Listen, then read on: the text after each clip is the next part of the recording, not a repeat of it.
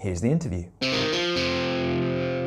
Kate, thank you so much for agreeing to sit down and do this with me. Not at all. I'm really, really pleased. I've been following you since your first ambitious Facebook post announcing. It was ambitious, wasn't it? And yeah. And I think I remember commenting and saying, "That's my hometown." Well, that was something I was going to come on to as well, which is that you have another link to this, because not only are you a sort of born adventurer, and there's a lot of things exciting things that you've done and that you do that I want to talk to you about, but yeah, you're also, that's your hometown, isn't it? That's Tenby. where I grew up, yes. I was born in Cardiff, but I moved to Tenby when I was 6. And yes, basically did all my growing up there. Wow. Until I was 16. And it is just the most amazing. I mean, it will always have my heart. Me and my brother convinced we're going to buy back our childhood home one day when we've got enough money. Because it's just everything. It looks gorgeous. From what I've seen, I've never actually been there, I'm ashamed to say, but from what I've seen of it, just researching this, it does look like a stunning, lovely place. Yeah, it's like you can't really believe you're in the UK sometimes. And I just remember long days just running around the beach and the rocks and sort of jumping off the lifeboat slipway and things you weren't supposed to do. Things you're not meant to do anymore, right? No, but I'm sure it still happens. Yeah. Because you find your own entertainment when you live in a very small, still Welsh seaside town. Yeah, I mean, I grew up in Eastbourne, which is, a bit bigger in it, but it had that same sense of feeling quite isolated in lots of ways. And so you had this, we would make our own fun and do things that now when I think back on them, it seems like the kind of thing somebody would come up with for some sort of slightly hackneyed novel about a childhood in an idyllic, forgotten... Like, it doesn't even seem real anymore. A play or something. Yeah, exactly. Sort of, like kind of swallows and Amazons. Yeah, exactly. But I agree, there's something nice about sort of growing up by the sea in a place that isn't, especially since moving to London, and now I have, a little girl here, I always think, God, her childhood, if we stay here, it's going to be so different to mine. I remember thinking that when I moved here, and I nannied for a bit when I first left drama school, and I just thought, this is nothing that I can relate to in terms of a childhood, and getting a busy London bus home from school, and and then maybe being carried to a tennis club somewhere else in, and I would have had a panic attack. I would not have been able to handle it. I wandered home, either on a bike or by foot or whatever else, and we, kick our shoes in the dirt, and and there was no one around, and you'd go, oh, should we go to the beach, or should we, it's high tide later, so let's. Yeah, that's all that kind of stuff as well. Knowing what that means, amazing. But like I said, there's a few things I wanted to talk to you about, but the big one for me is this, frankly, extraordinary thing that you did in 2017. Yeah. So I'm going to try and summarise it, but I don't even think I can, because it is such a miraculous, fantastic, impressive thing that you did. So basically, you'd gone out to Bulgaria because you were visiting. Is it a foundation that you'd already worked with, or friends of yours? Or? It's friends of friends. Who sort of started a neutering campaign. Out in Bulgaria. And what they do specifically is they sort of look after dogs who've been abandoned. Would that be right? Or? It's street dogs and dogs who've been abandoned. So slightly feral ones, or ones that have just been cast out, or whatever else. Great. So I'm going to ask you to go into a bit more detail in a second. But basically, the top line is you went out there. You met a dog that you fell in love with, and then you decided to bring that dog back to England using a bicycle and a trailer, like cycling across the continent. It's about the size of it then, that's pretty much it. So how did the idea come to you? And it's a fair question, and I'll try and give you an answer, but in order to get a dog from Bulgaria to the UK, the normal passage is on a truck, in a van, in a registered animal transport vehicle, and they usually just sort of gun it so the dogs are in the truck for as little as possible, but it take 4 days or something. Right. And I just knew I wanted to be a part of that for Scout, the dog that I fell in love with, and I've got a lot of experience with dogs, and I've had a wonderful companion for 13 years called Willow, and a lot of our bonding experience happened when she was a bit older, and she came to live with me, and I realised that going through certain situations that are new to both of you, or certainly to the dog, sort of causes instant bonding and instant trust, and it's because you rely on each other and you're your only constants. And if you can give that kind of guidance to a dog, so the dog goes, I don't know what this is, I don't know what that is, how do we feel about it? And you go, we feel totally fine, stick with me and you'll be fine. And you can keep that promise, and you can, you can completely protect and care for that dog. That dog's trust and sort of respect for you will just be insurmountable, in my experience. Yeah. And so I knew I wanted to at least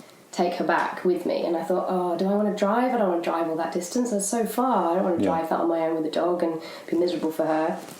Well, maybe I can take a train, maybe that's... I kept sort of going down the list of possible modes of transport, and I thought, no, a train will be miserable as well, It's quite difficult in Eastern Europe, infrastructure's not like it is in more Western Europe, and again, she might be in there for 16 hours. A long time, for a dog, and I don't know if that's a challenge enough for me either. And then I went, bike.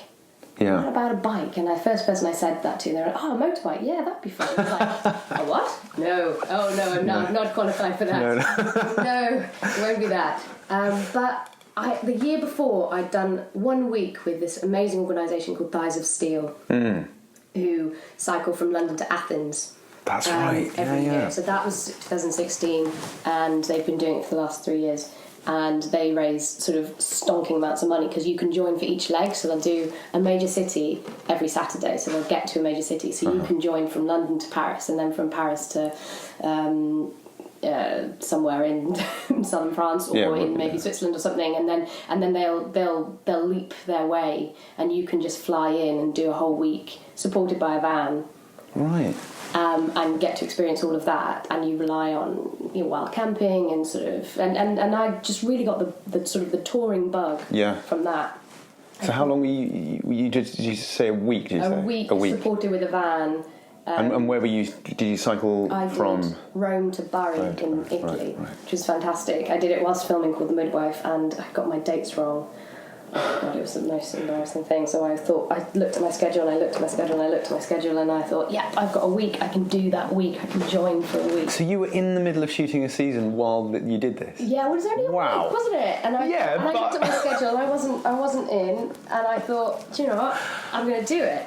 Because I get itchy, and when I don't do stuff. Clearly, yeah. So that's something I think that everyone listening is learning. And then I remember telling the second AT, oh, I'm off to Italy, and he was like, oh great, give him a little holiday. I'll see you on Tuesday. And I was like, Tuesday? What?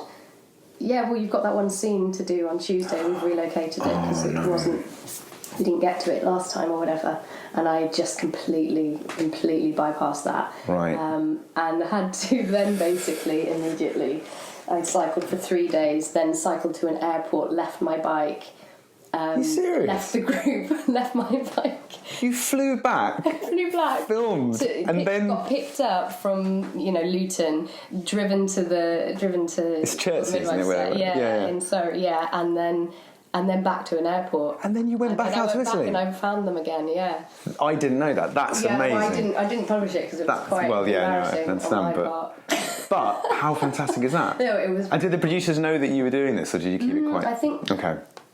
Yeah, because I told the second lady, I'm going to go off and do this. Yeah, I guess it's not the same as going off on a stag do, is it? Or something like that where you might... No, I mean, I don't know how happy they were, but... But I made my, I did my one scene and then hopped off again. Wow, that's extraordinary. Yeah. I don't know. And when you look back at that bit of the series, when you look back at that scene, can you tell that I just done 3 days cycling through Italian heat? Oh, I don't know. It's the sort of thing that I'm sure would have come up on Points of View, so I think you go away with it. Yes, exactly. Yes. Well, why does she have a tan? Yeah. Cycling glove tan.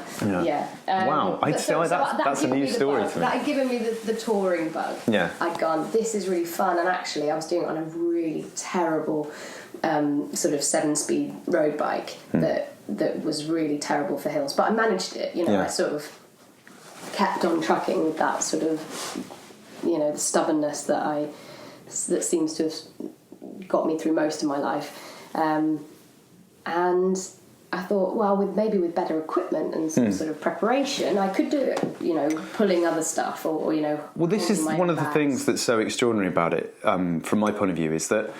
And we should also talk in a minute just about the charity, just to sort of explain a bit more who they are. But very quickly before we do that, when I found out that you were doing that and I started reading your blog, it occurred to me that not only was it an endurance challenge, because you were talking about cycling literally across Europe, but also there were all these other things that you had to for example, you had to become a really proficient bike mechanic, because what's going to happen if the bike breaks down, you're in the middle of nowhere?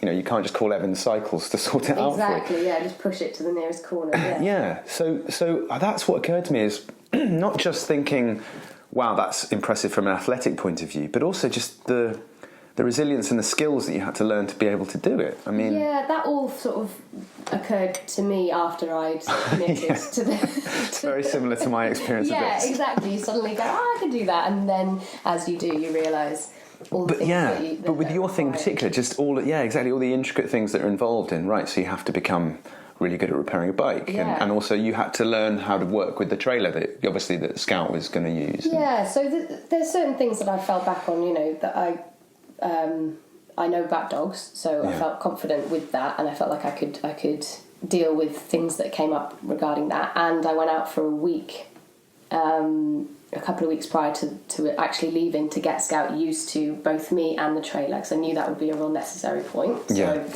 had to work that in so that I understood about the trailer and how that she'd be okay with it. But I did do a trial run. I mean, that's the other thing, is that you're not only are you doing something that's difficult enough, but you've introduced an animal into it as well. I've never worked with animals. What? And for the first 3 weeks I did consistently kind of go, you've made a terrible mistake.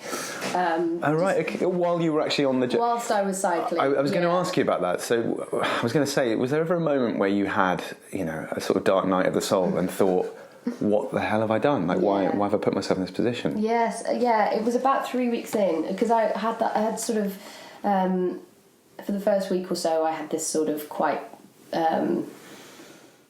chipper kind of, we'll just, I said I'm going to do it. I'm going to do it. It's fine, and you're just one day at a time, and it'll be fine. And as we got into more sort of populated areas and better cycle paths and things like that had been the initial challenge, the heat and the lack of cycle paths throughout Bulgaria, Romania and Hungary were the real challenge. And then I started to see sort of stress indicators in Scout a little bit, and if we were sat in a cafe and people approached, or dogs approached, she would do defensive barking. Right. And when guys approached the tent, she would bark, and it was out of fear rather than sort of any kind of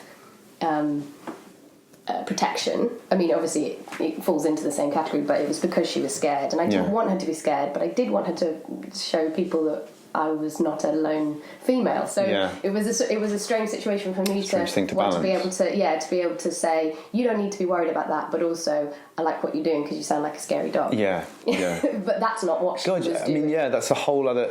as you're saying that, I'm thinking about that and realising it is a different thing from, say, me deciding to do something like this, because, as you say, you're not only doing all those things which are challenging enough on their own, but you're also doing it as a woman on your own, going across. Which has never really been a huge thing. I mean, I obviously do have all of those considerations in the back of my head, but I've been very lucky in my life, and I've not been subjected to too much of that sort of the predatory advances or machinations of it's just funny though, because I was more just saying that because it's an example of how easily, as a bloke, you can take these things for granted, because it just hadn't occurred to me until he said it, and I thought, of course there's another. And sometimes I was wild camping, and sometimes seeing a young girl just cycling on her own and setting up a tent on her own and not a campsite or whatever else, and if you're observed, you just don't know how people are going to react to that, or what people are going to So having Scout's bark was useful in that way. I really appreciate it. But as you were saying, you were also a little bit concerned for her sometimes? But yeah, because I didn't want her to feel threatened and that she needed to bark when, So there was managing of that sort of behavioural aspect whilst also thinking, well, I've got to get to the next campsite and I've got to get, I gave myself a really punishing schedule.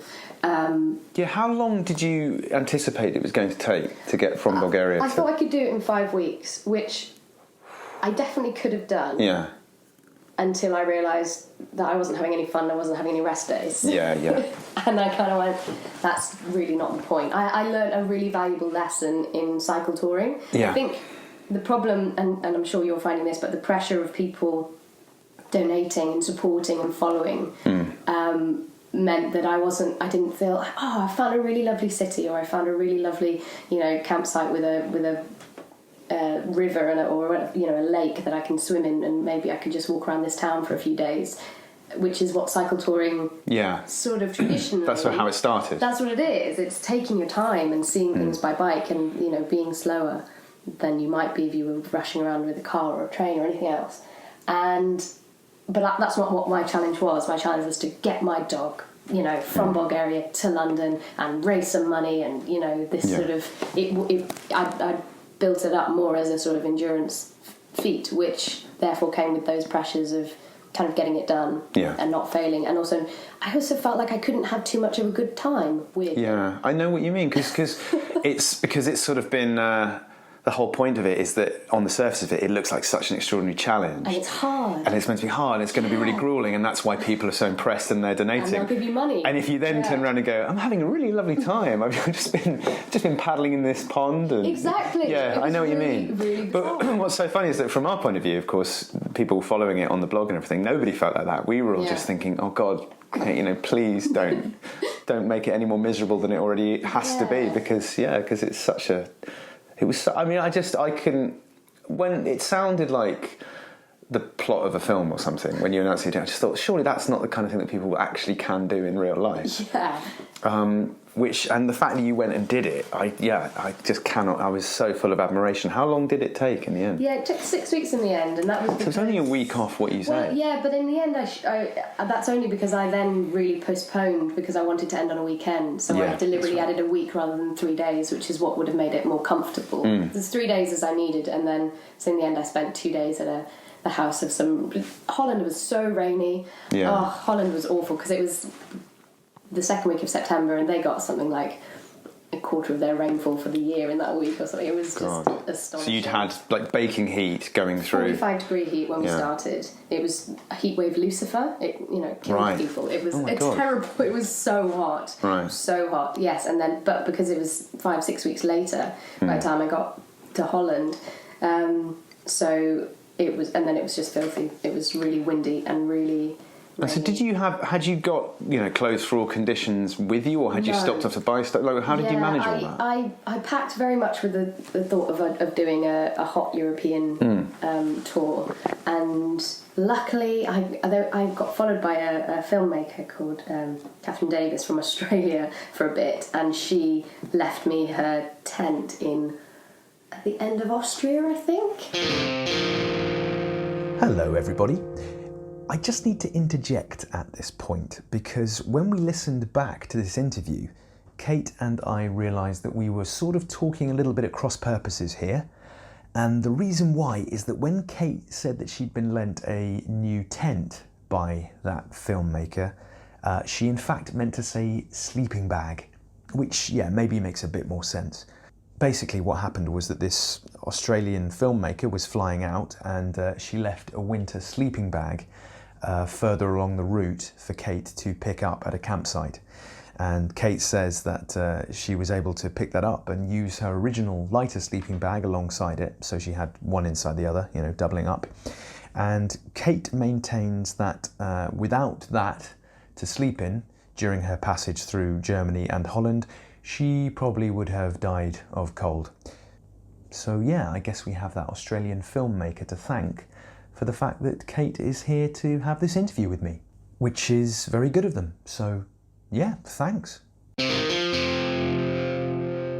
when she left Right. to fly back, she left it with me. Sort of put it on you like, please have this Yeah, down. please have this. Because you had quite a light, yeah, right. very lightweight. Because with cycle touring, it's all about weight, and you're just consistently going, well, what is the lightest option? What is the lightest option? Yeah. Because you're responsible for all of it. You're carrying all of it. Scout was useless. She added 15 kilos. We should go through that really quickly. So you've got obviously there's a bike and you, and then you've got Scout in the trailer behind you. Yeah. You've got the tent that whether it's the light one you started with or the one you ended up with.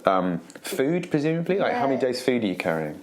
Well, I tried to carry because I got sponsored by Origin, so I with freeze dried food, which was lighter, but it meant that I had one resupply point in Germany. So I was staying at my friend's house, and she'd actually amazingly visited my house about a week before I left and picked up a bag and took it home to her house to meet me in Germany. So that all worked out really nicely. Great. So she took stuff that I'd pre-packed, so that was half of the dog's food. And then I'd sort of split things very, very small, so sort of a small tube of sun cream and then, just enough to use for 3 weeks. And then... Right. So literally getting down to the point of going anything, even if it means just taking a bit of cream out of this tube. Absolutely, Wow. yeah. Everything was just cut in half if it could be. I had a shampoo bar, those the ones that the solid ones. Yeah. So I had solid shampoo and soap, which saves on packaging, saves on everything, because there's no moisture in it, so you add the moisture. So obviously that's anything freeze-dried, anything dry. Yes. How can I make this? Just no moisture. That's no moisture. Any of that. But then I ended up, especially in the in Eastern Europe, I had a big 5-litre water bladder basically, which I put in the trailer with Scout. And obviously 5 litres amounts to about 5 kilos. But I needed a lot of water. We both needed a lot of water, and there weren't often places to stock up, so I was having to carry water for most of the time. And food-wise, I would try and just snack along the way. Right. Stop at bakeries and grab a pretzel. That was my main. That was my main fuel. Yeah. Fueled by pretzels across Europe. I will dedicate this. You must be an expert on pretzels now. You've sampled quite a range. I have. I've eaten them from Wow, it's extraordinary. So 6 weeks, you eventually get home, and how does that happen? Like, where do you arrive? Who's there? So I arrived at the bottom of Greenwich Park, which is my local park, and the place where Scout will have a lot of her walks, I imagined at the time. And there's a foot tunnel that connects north to south. Right, I don't think I knew that. Underneath the river. Yeah, there's a foot tunnel by the Cutty Sark. I've lived in London for more than 10 years now. I didn't know that was there. Yeah. By the Cutty Sark? Yeah. Okay, right. By the big old boat. Yeah, I was there like 2 weeks ago. Oh, with this. That's so unless because it's a big round building, big round red brick building with a sort of copper roof, green, is, turned green. And so it looks a bit unassuming, but obviously there's a lift in it and spiral steps that go down, and then there's this, dank, dark sort of London Dungeon type thing. Tunnel goes all the way underneath and then up the other side. Right. And takes you up to sort of Isle of Dogs place. So I knew that, and I knew there's a big lift. I've, cycled it before because that's my closest way of getting north of the river. Obviously, every Londoner knows where they can cross the river. Yeah, of course, and that's your way of doing it. And the lift was broken on the north side going down. So I got there and I got to the north side really on time, and I knew I was meeting family and friends, and they got some banners and things. So can I just very quickly, so the end point was the Isle of Dogs? The end point was Greenwich. Oh, okay. But you're going across, are you coming from the north? Yes. How does that work? Well, because I came from Paris. I'm being an idiot, of course. Sorry, I'm thinking that you're coming out from France, but no, of course. I wanted to come from France, but yes, and unfortunately I couldn't. For a moment there, I thought that you conspired to make the Isle of Dogs like the finish line, some kind of really literal pun. Yes, that would have. Yeah. No, your way's much better. Yeah, no, My I was way's rubbish. trying to get home. Got it. I see. So you're on the north side and you're waiting for the lift. Yeah, so I need to get the lift to go down, and I hang out there, I take some photos, I get a bit emotional, I get a bit sentimental, I look across the river, it's a beautiful day, it stayed bright and sunny, and I can sort of see, the beautiful museum, the Maritime Museum and everything, and I can see Greenwich, I can see home, I can see it across the water, and I just spend some time there because I know I've got there a bit early. and then I wheel my bike and my trailer and my dog over to the lift, and there's just this big red scrolling sign saying "not in service," lift not in service. Oh my God. And I just went, what? And you're thinking the nearest river crossing is... Well, it's the Woolwich Ferry. It's the Woolwich Ferry, isn't it? Yeah. Which, and the roads, honestly, the roads in London, I mean, you're cycling in London. Yeah. The nearest bridge is... You'd have to go all the way along to, like, Tower Bridge, wouldn't you? You have to get there. Yes, God. pretty much. Oh my God. Yeah, so I was just like, this has not gone to plan. Yeah. The final moment, I'm so close. But there are steps. Yeah. It's just that I have a bike full of 30 kilos of stuff, and then a trailer, and it's all very, very awkward to carry. Yeah.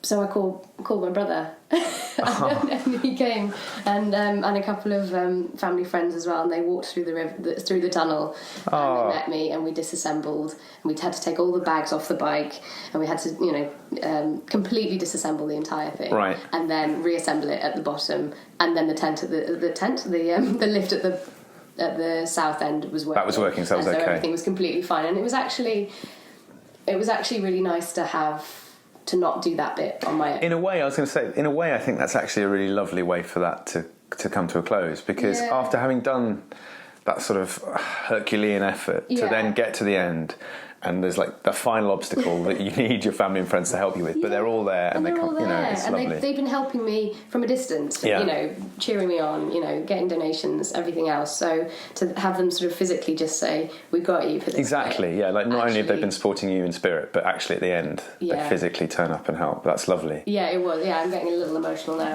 Just thinking about it. It was really. Because I could have done it on my own. I absolutely would have had to do that occasionally to get over. Yeah, I can imagine. It's the sort of thing I can definitely imagine you doing. It just takes 20 minutes, and then you just go, okay, right, fine. Yeah, that's done, great. But it was, just waiting for my big brother to come was much nicer. That's great.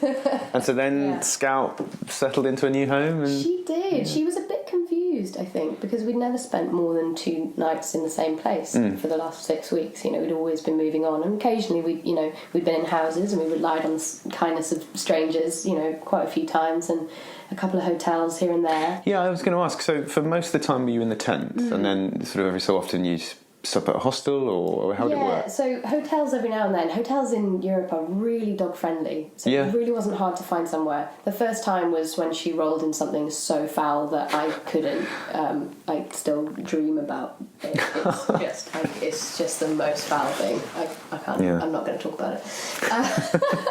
But I needed a shower and copious amounts of shampoo in order for us to. She was not going anywhere near my tent basically that night. So a couple of times if it was really, really rainy, if my dog was particularly stinky, but most of the time it was the tent, and it was really nice. It's a lovely tent, and fits us both perfectly, and we were really safe and comfortable in it, and it was just mostly really great weather as well, so it was much nicer, I felt, to be outside and to be with all my stuff as well, because your life's on the bike, so all your gear is there. It's weird when you have to put it in a hotel shed, or you sort of go, oh, but is it all right, and will somebody come in and knock it over, and I really didn't like letting it out of my sight. Well, because as you say, you're depending on that for the whole 6 weeks that you're doing this. That's like your lifeline, really. It's everything. All your it's stuff. The house. It's the car. It's the it's everything. It's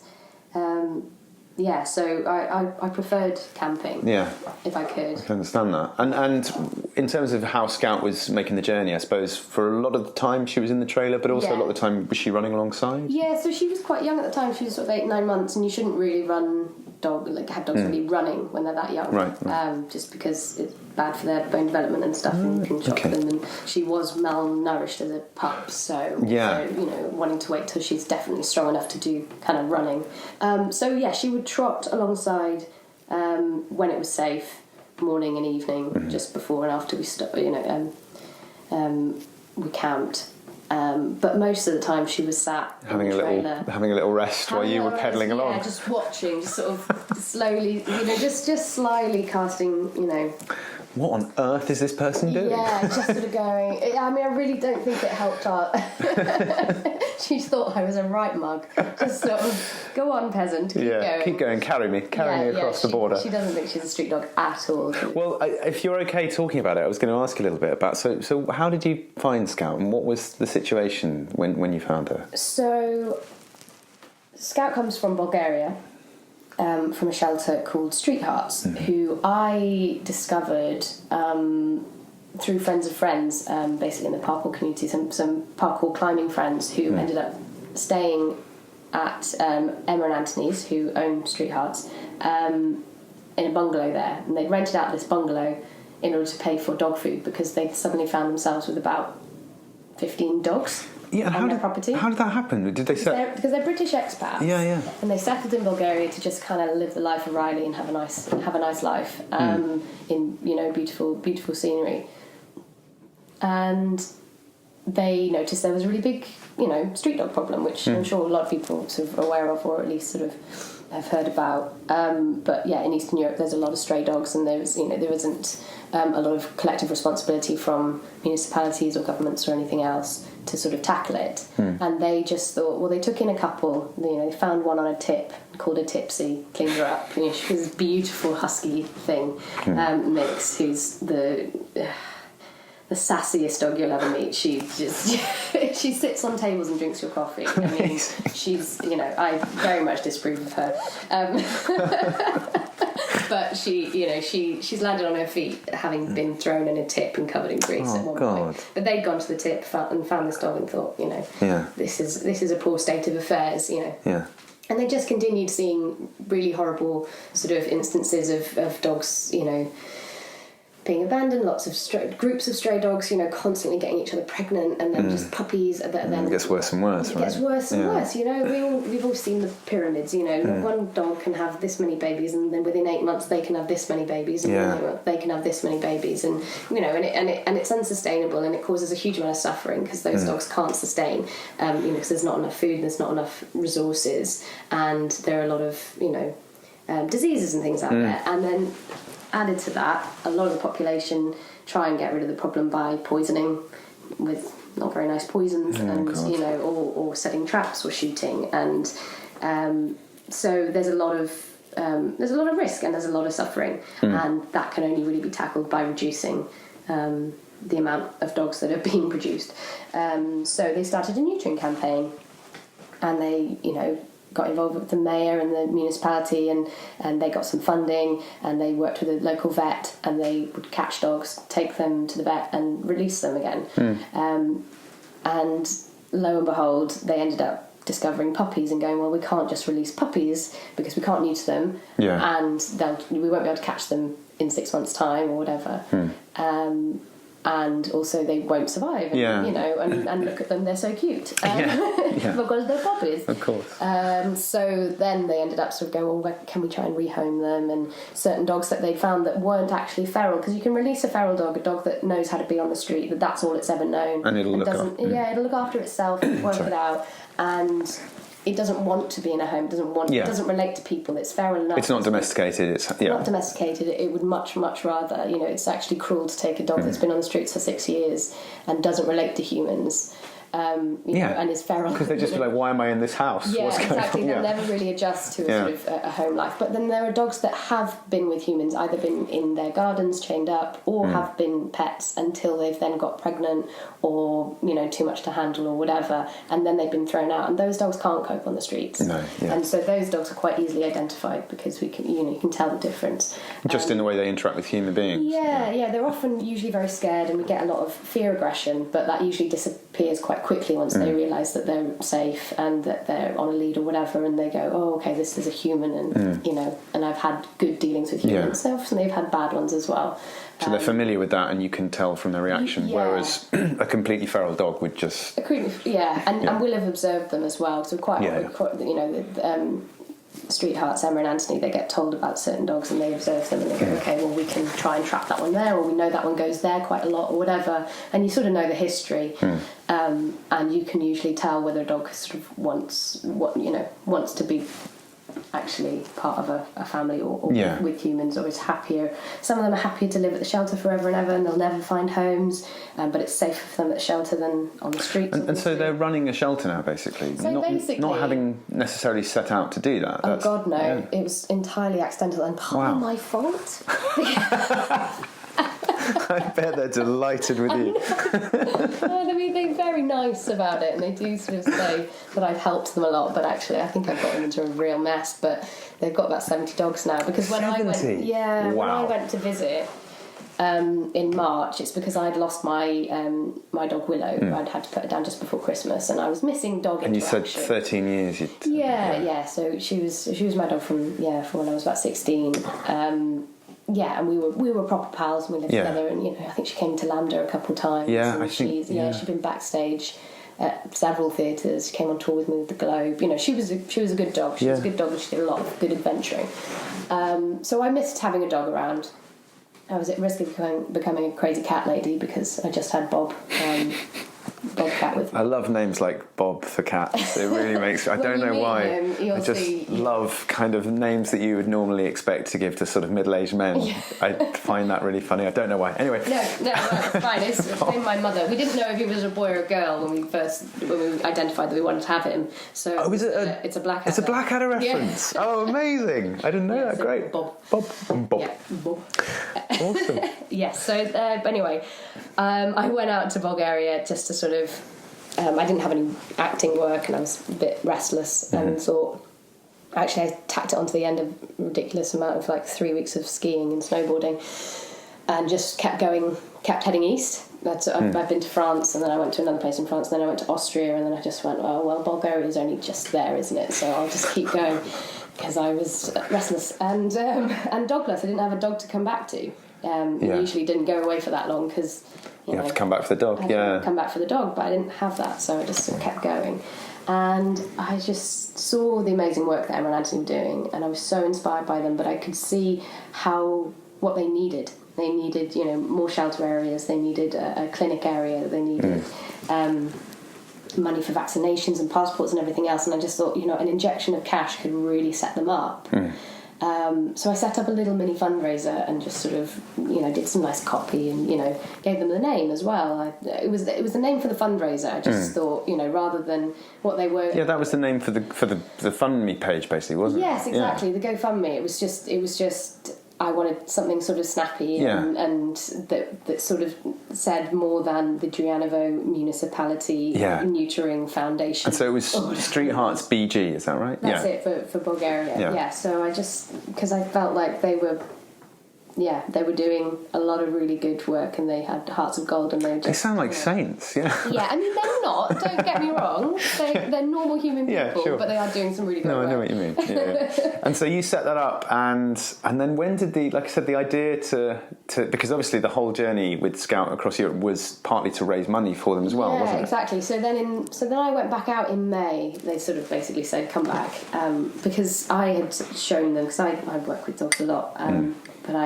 we picked up some 6-month-old puppies who had been on the street for their whole lives. And so I think they both did some biting when they were caught. It's a natural fear reaction to being touched. They've never been touched by humans. And within a week I had them walking on leads, and they've now both got really lovely homes in the UK. But I showed Emma and Anthony how to lead train and how to use food and how to reward and how to work quite quickly with dogs that come in, especially young dogs, so they don't get used to being able to just sort of dart around and not do the human interaction, because they're scared of it. They won't throw themselves into it. Just avoid it. They'll avoid it, and then they'll end up being those scared dogs that are difficult to rehome. So you've got to work with them quite quickly as soon as they come in. So I did a lot of work showing them sort of certain things that they should do and what, how to avoid being bitten too much. Well, I mean, they know how to avoid being bitten, but what certain dogs are displaying and why, and what you can do to sort of alleviate their fears or how they're feeling. So they then said come back out, and that was May, and I did, and then they said we've picked up a couple of dogs, and I think you'll really like one of them.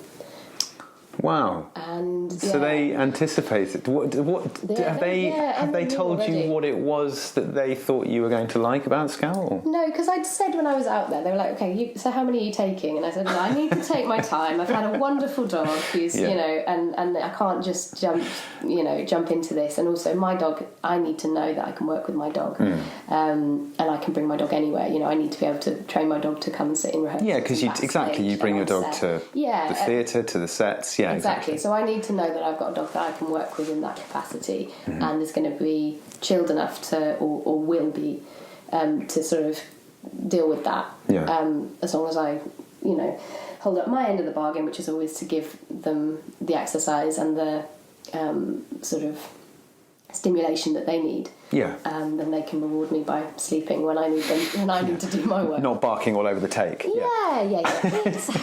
Exactly. Which, to be fair, a lot of people's dogs do, but I'm not at the level of fame where I can get away with it. I've seen that hand before. Not going to mention any names. Well, exactly. Anyway. But no, my dog has to be well behaved, otherwise I'm off the set. So I think they knew that I needed one that was quite clever, and not wildly feral, and one that was relatively young. But I had been looking for a boy. I thought I wanted a boy, but this one was a girl. And they thought, she came in with her sister. And said, where had they been? Where had they found them? So they'd been picked up at a little local train station in a little tiny village. Right. And they'd been there for about a month by the time they actually got picked up. Just living there? Yeah, but they'd definitely been dumped there. So they were dumped at about 3 months, so it's about sort of 12 weeks old or whatever, which is sort of around the age that people start taking their puppies home, if they buy if puppies. you bought from a breeder or whatever. Yeah, you usually get them around 10 weeks or so. And so they were just dumped, sort of left to fend for themselves. So they ended up getting very, very skinny. Oh, God. Her and her sister. And Emma and Anthony get calls every single day saying, come get this dog, we've got this dog, or there's a dog running around trying to eat people or whatever. They're invariably not trying to eat people, but there's an element of fear within the distress, culture. And misunderstanding actually from the people, because it's not the pet dog is not within the culture of in the same way that it is here. Right. They're a sort of tool or something to be used. Like a working animal. Yeah, to hunt or to protect or anything like that. And so they expect dogs to be protective and barky and scary, and then they're quite often not. For our eyes anyway, different for them. So by the time Emma and Anthony got to them, they'd been there probably about a month. And they were quite skinny and little, but fairly friendly towards people. So, which leads us to think that she was possibly born in a garden by someone who had a dog who was owned. And that dog became pregnant. Yeah, dog became pregnant, and luckily they didn't cast the dog out, which is sometimes what happens. So they don't have to deal with. Really, just the whole. They'll just dump the whole shebang. So we'll get dogs that are heavily pregnant, just dumped and sort of desperate to try and find somewhere safe to be, enough food. The amount of distress that a pregnant dog goes through trying to provide for its puppies, which then invariably die of something if they're on the streets and they can't feed them. Or get them properly treated. So it's really horrible. And it is all just preventable as well. Which is, So anyway, so they picked them up, took them back to Street Hearts, and then I came within the next week or so. And they just sort of say, they're quite bright, they're really annoying. Which is the thing when you've got clever dogs. That they're constantly in and around and going, what are you doing? What's that? Can I help? Can I steal that? Can I do that? So I did fall in love with her. I did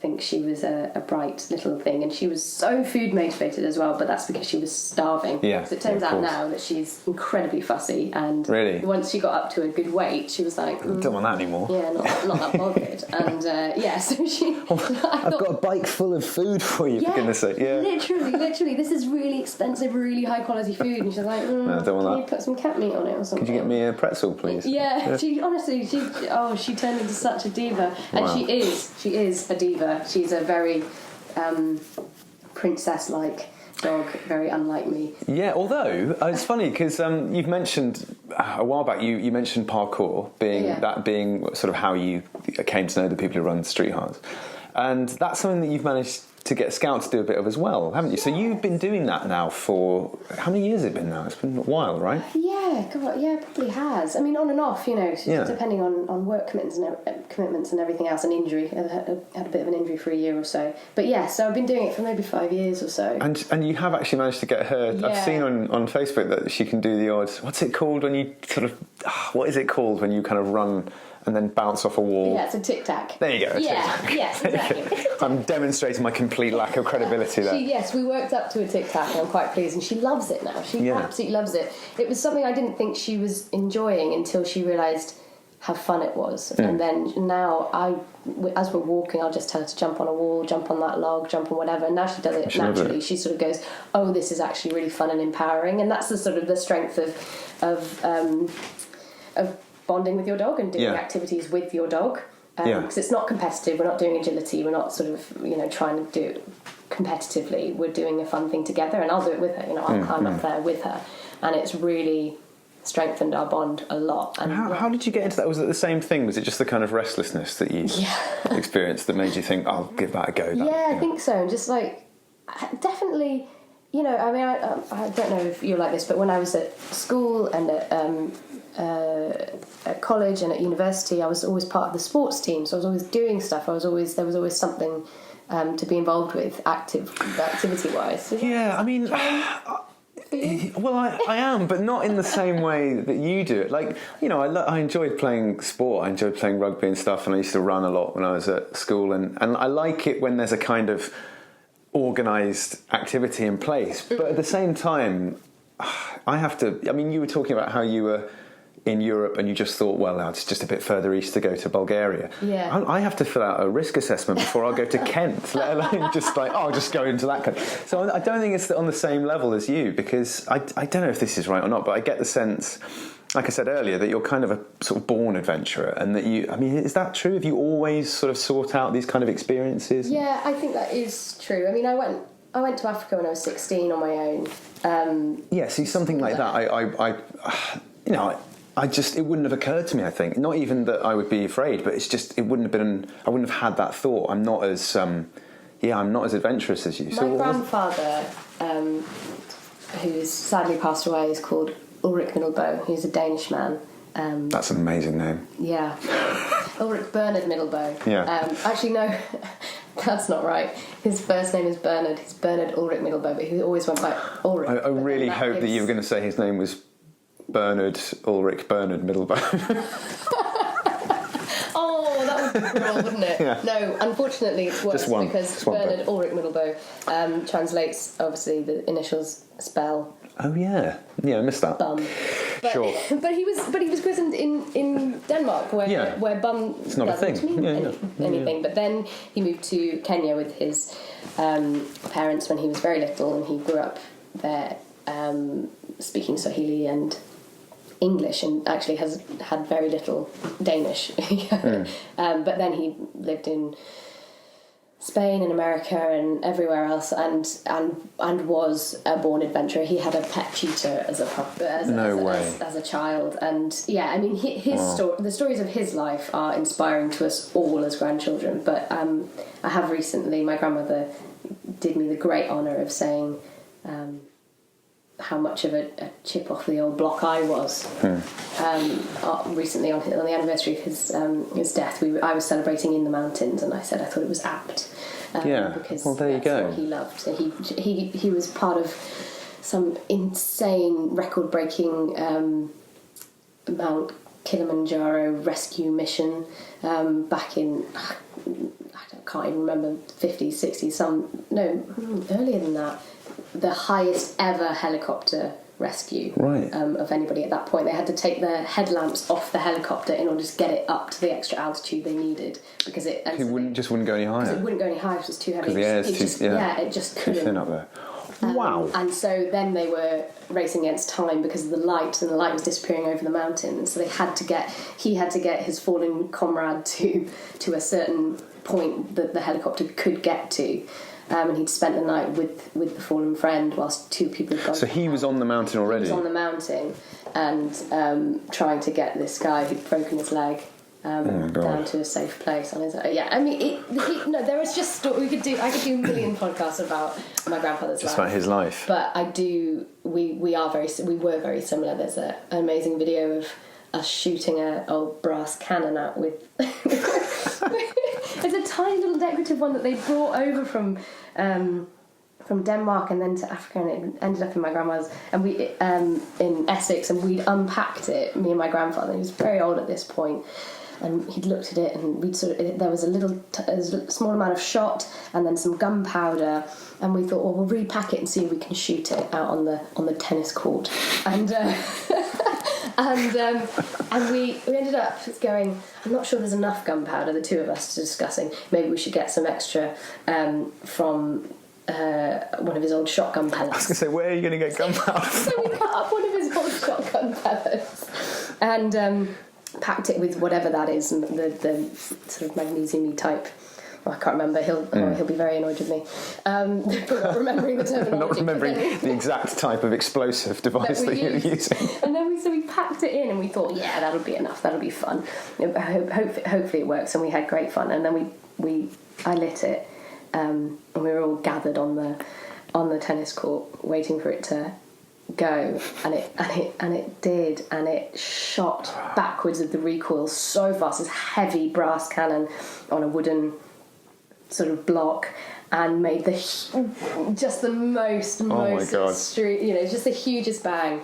And there's a little video of it, and all you can hear is mine and his laughter. Everybody else going, are you all right? Everyone else is concerned. Yes, who's hurt? Is anybody okay? Are the children all right? And my little cousins and the dogs have run off. And me and my grandfather just howling with laughter with how exciting it was. Oh, there you go. So there's definitely a kindred thing going on there. I think so, yeah. And I do think that I've always wanted adventure, and I've always wanted to do stuff.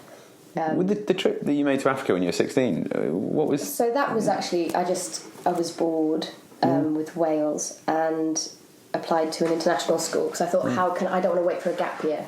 Right, That's the traditional kind of, you can go travelling on your gap year. And you thought that's still 2 years off. So far away. So far away. When I was 11, my parents amazingly had work in India. They were writers for animation. Oh, right. And they ended up going to Kerala in South India for 10 days or something, and my parents thought it was a few days off out of half term, and they just thought, this is an amazing experience, we're going to take our children. And so they took us out of school. I was in about year 6, I think, and I just remember my mind being blown by just the idea of different culture, and I wanted to go to school there. There are schools here. Just leave me. Just leave me here in India. Such a fool. I'm making a curry for us now at lunch, as you know. You've seen it in the slow cooker. It looks great. Yeah, but I at that age hated Indian food and had French omelette every single day. In India, in Kerala? Yes, to the point where I couldn't eat French omelette for about 4 years afterwards, because every single day I just had a plain omelette, because I didn't eat any Indian food.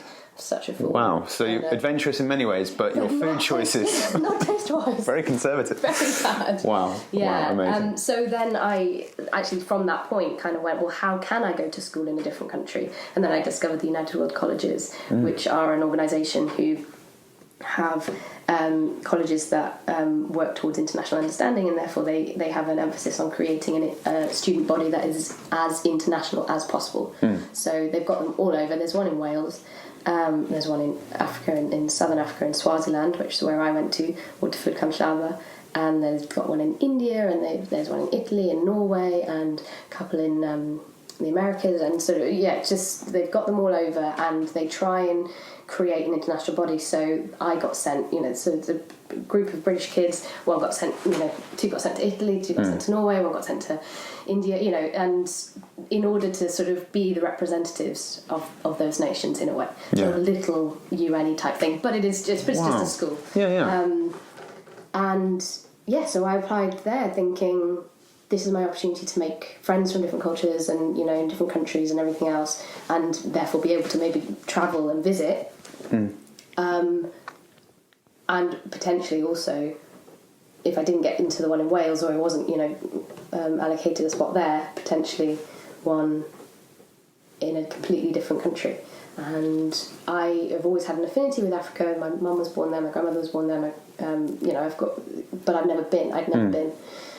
And that was Kenya rather than Swaziland. But it's always been a sort of a magical. It had always been a magical continent. Had a real draw. Yeah. Just sort of family lore and everything, and books that I'd read as a kid and everything like that. So, and then I got offered a place and a scholarship and set off into the great unknown at age 16 to do my international baccalaureate there. So how long were you there for in the end? Just 2 years. 2 years. So that's where you did your OB before you went to uni? Yeah. Wow. Yeah. Wow. I stayed out for a little bit longer after that. I had a lot of firsts there, and it was very and away from my parents. Although, mobile phones just had happened, so they're kind of creeping in, weren't they? I'm thinking. So I could send texts and things, and email was, iffy. Internet access was a bit dial-uppy and a bit tricky on top of a mountain. Yeah. But there was contact. It was possible. And actually did wonders for mine and my mum's relationship, because we weren't on top of each other. Right, we were just there for each other, filling each other in on what was going on. Which actually, I knew she was there when I needed her. And she got to stop worrying about me, because there's absolutely nothing she could do if I went out on a night out. Yeah, it's not like she can jump in the car and drive out there. Exactly, or stay up till I've come home. She's got no idea. So I think it did a lot of good. It gave her a lot of good training for everything else. For everything you've done since. Yeah, she's just gone,